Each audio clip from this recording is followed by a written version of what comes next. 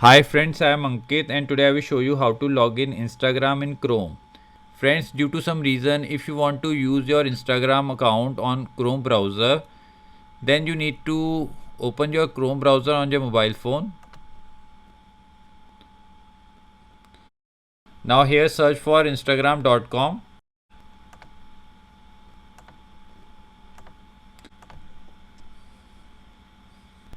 Now to log in your Instagram in Chrome browser, you need to press on login. My username and password is already saved on my Chrome browser, so I will simply use it to log in. Now after entering your username and password, click on login.